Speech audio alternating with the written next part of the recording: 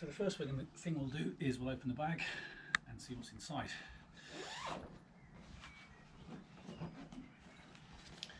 It's a backpack, so it has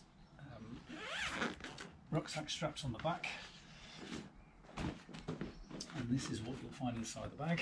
It's got a decent quality seat. I'll have a look at that in a moment.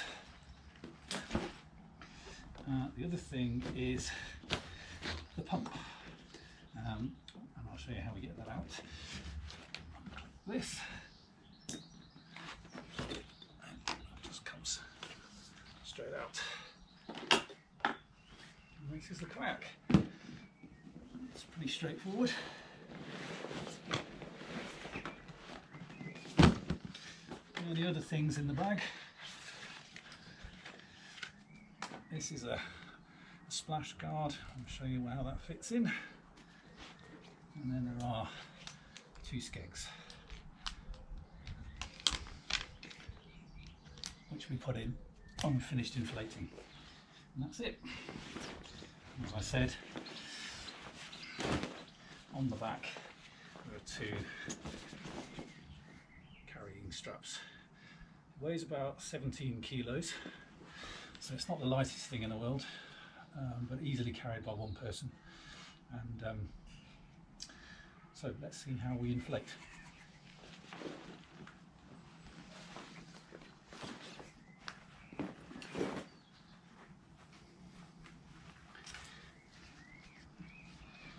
Mention this is a foot strap, a footrest rather. So open it up.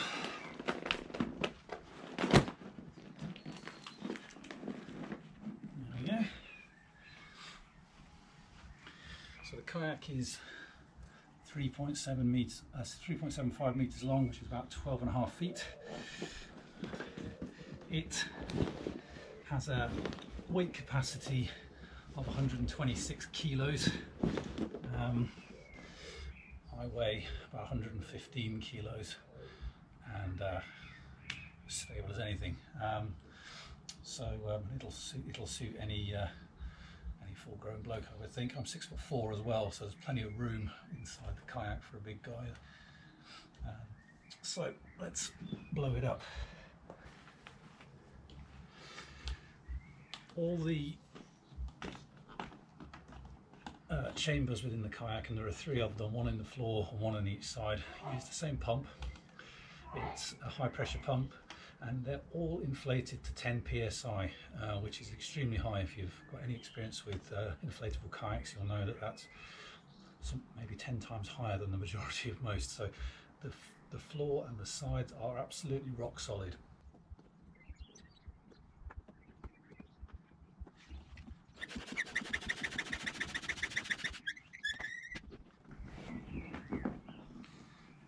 What I do is I put a little bit of air into the 3 chambers first, and then pump up to inflation pressure, full pressure.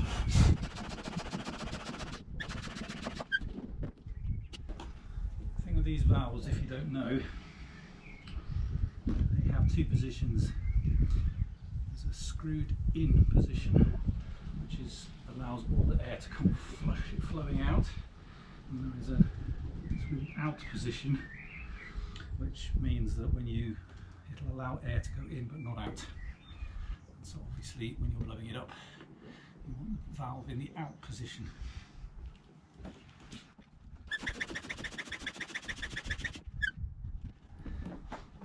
That's just a little bit of air in each. That's currently barely registering above about 1 psi, and you can see already it's got a lot of rigidity to it.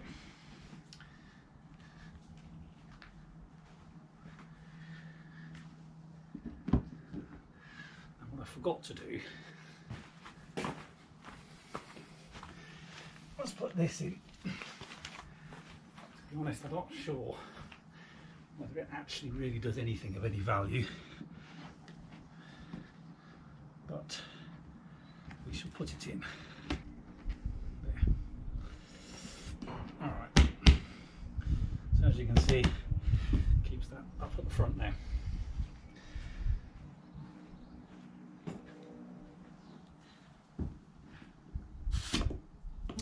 Now we can inflate to the full pressure.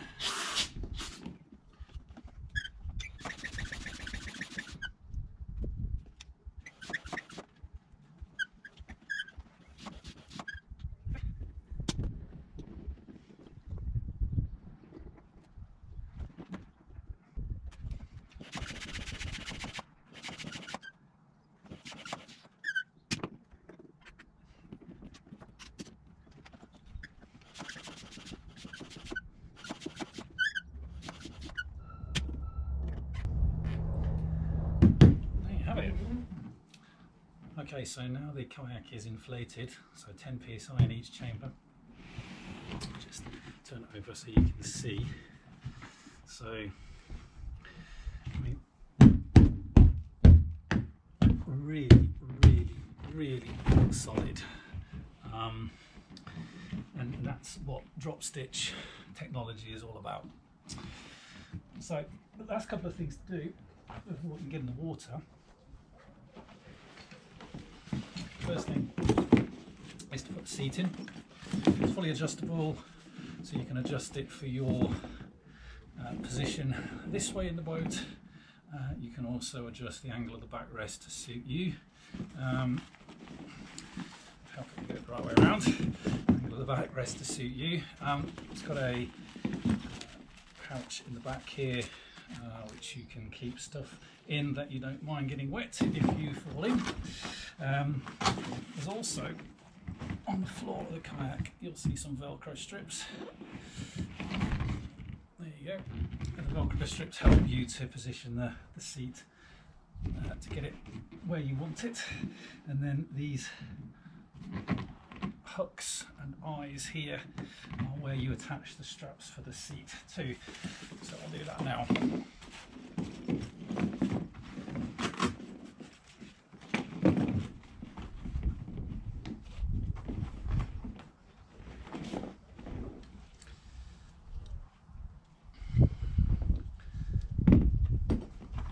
There are actually 4 straps on the seat. There's 2 on the top of the backrest. They come around the side of the backrest and attach to these front eyelets here. Like that. And the same on the other side.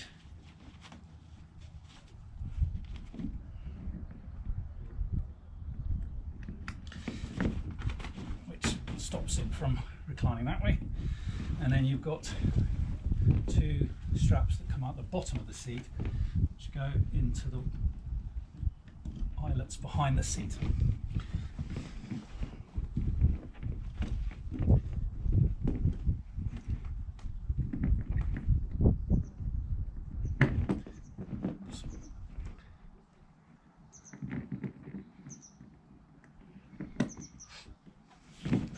that's it. So that's your seat in place. That stays really firmly and it grips you as you lay back, so it's nice and comfy. And the only other piece that goes in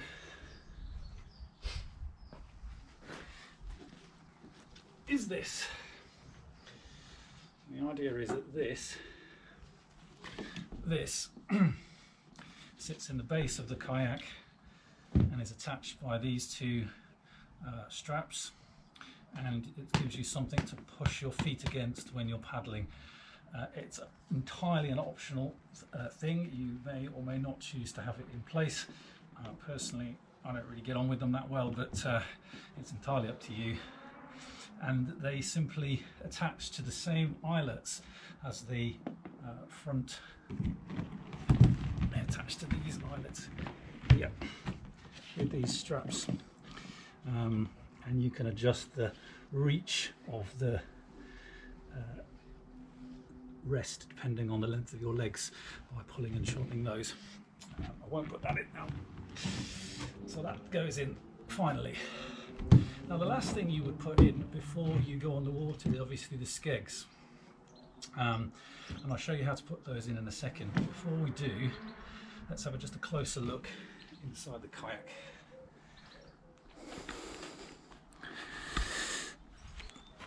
So,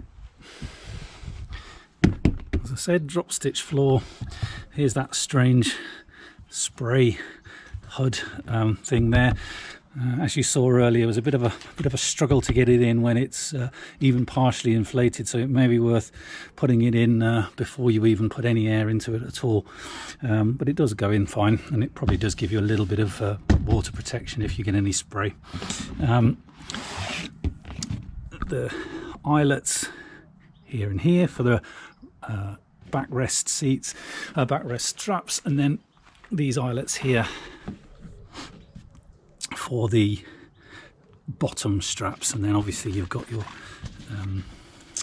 pocket in the back of your seat there. Here are the inflation valves, which I realised you couldn't see when I was blowing it up. This is just a cover which unscrews that way.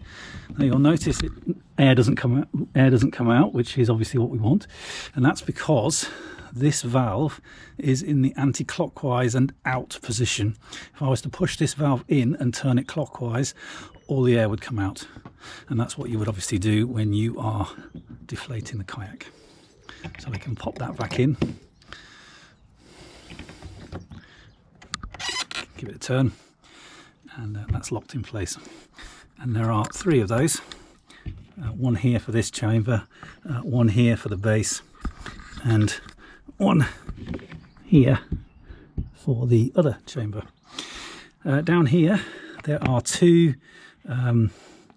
drain bungs, which you can open when you get the boat off the water, because if you get any water in the boat, as you probably will when you're paddling along, you'll probably get a bit of drip from your paddles, and if you do go across any chop you might get a splash or 2. That will pool in here, and so you're not sitting in it, which is great. But if you want to let that water out when you get to the shore, you take the boat out, pop these out, and the water will drain out. Obviously don't have them out when you're going along, otherwise you'll sink. What else? A couple of bits of rope on the ends here to make sure you can tie a mooring rope to that if you wish, so you can tow. It's got a carry handle here, which is nice and secure. So let's turn it over. So there's a couple of things to notice on the bottom. First thing, this is one of the reasons the boat tracks so well. It's got this moulded plastic piece. This is a solid piece of plastic, and that helps the boat to cut through the water. And then you'll see here that the boat is, the deck, inflated deck underneath, creates a V-hull, or a part of a V-hull, which again allows the boat to track. And you've got the same on the back here.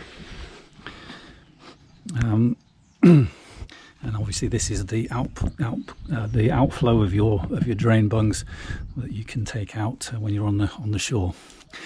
These 2 things here, the one here and one here, are where the skegs go, and I'll show you how those skegs go now.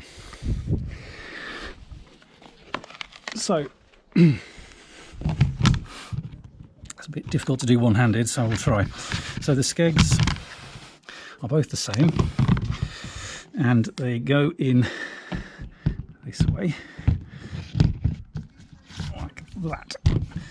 Now you'll notice that it hasn't gone all the way to the end, and you need to give it a bit of a thump to get in, which I will try and do.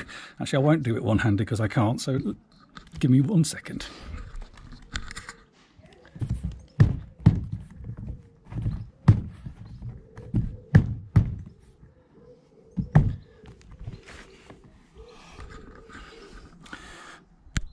There we go, a bit of a thump like that, and you'll notice that that's now in place, and you can then push this little clip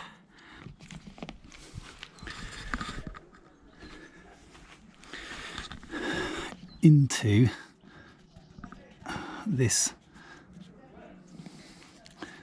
little gap here, and it goes in, and it just clips in place like that, and that will secure it so that it doesn't come out if it strikes anything. And to get it out, you just put your finger on there and pull it out. To get the skeg out again, it's more chopping that way, and it's exactly the same process with this skeg. This skeg here goes in there like that. Okay, so I'll remove the skegs now just so that the boat sits flat. One last thing to say, when it comes to launching, obviously make sure you've got your paddle. The boat doesn't come with a paddle. You can buy one of those off any good kayaking store or Purple Marine, excuse me, or off of eBay to suit your size and budget. Make sure you've got your paddle all sorted, and then literally it's a question of picking up the kayak and putting it in the water and then having some fun. Right, so now I've done that, take it to bits and put it away.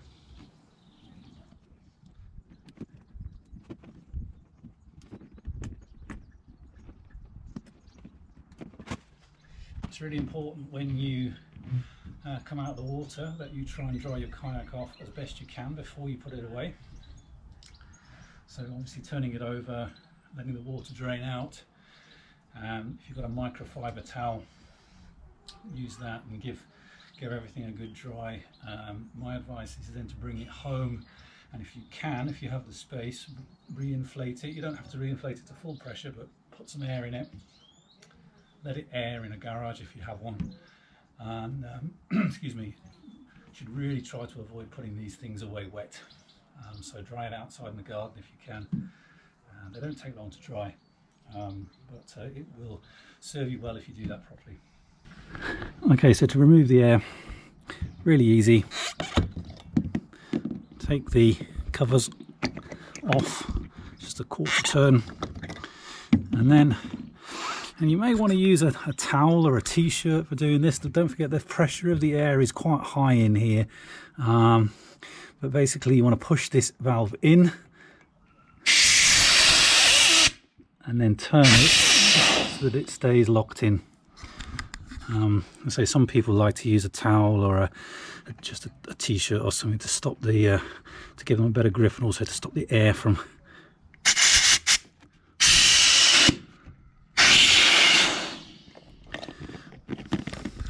and then finally the bottom one.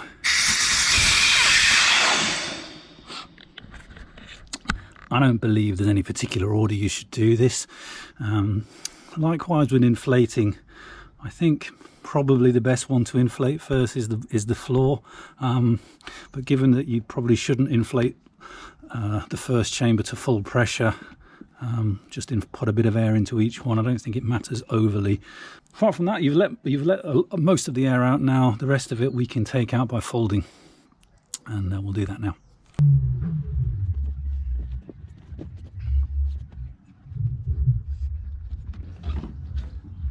Taking that out, much easier when it is deflated. You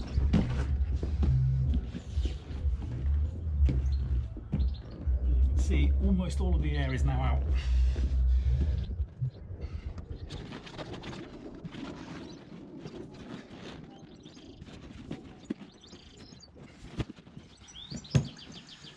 It really is as easy as that.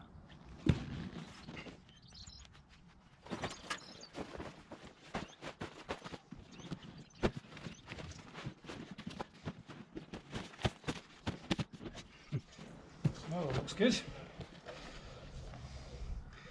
And there's a strap here.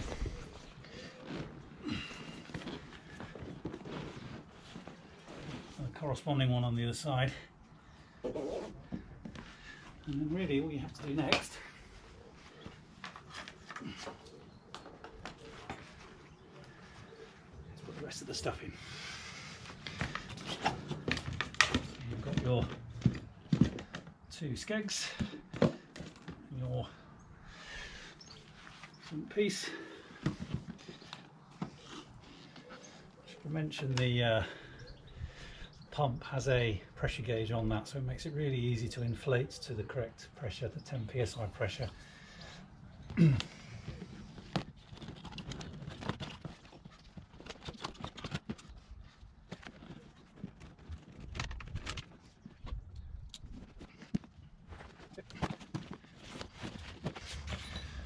traditional struggle with the zip, although this bag is reasonably generous.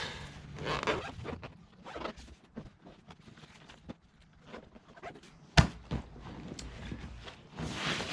there you go. Turn it around, pop it on your shoulder, and off you go.